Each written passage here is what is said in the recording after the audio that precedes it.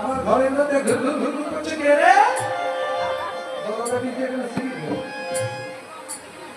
এই জায়গায় দাঁড়িয়ে তোমার আমার ঘরের মধ্যে কে?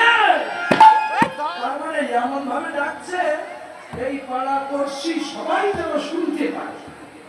তার মানে কুটিলার স্বভাব হলো যে দেখো আমি কৃষ্ণকে ভালোবাসি না, লোককে দেখাচ্ছে।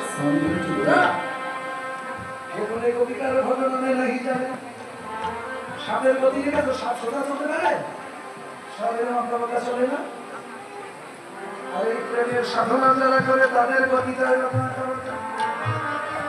তাই কুটিলার কাছ থেকে কিছু শিখে যাও। আমার ঘরে ঘুরঘুর করছে কে? দেখো কে? ও সেই নন্দের বেটে কেশকা, তাই না?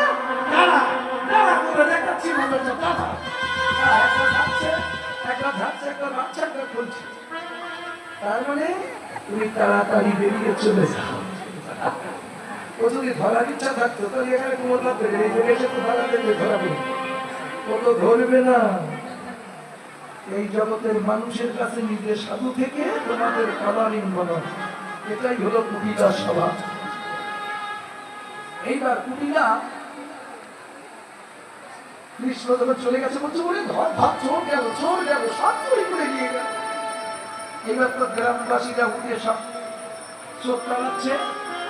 কুটিলা ওখান থেকে পিছিয়ে এসেছে, পিছিয়ে এসে কুটিলা পিছিয়ে এসে কি করেছে জানো? সেই থালাগুলো সব এক জায়গায় করেছে, সর্বথালা থেকে ননি মাখনগুলো এক থালায় করেছে। তখন সেই ননি মাখন পরে তুলে নিয়েছে, কুটিলা করে তুলে নিয়ে ঘরের দরজা জানালা বন্ধ করে দুই নয়নের জলে ভেসে যাচ্ছে আর গোবিন্দকে ডেকে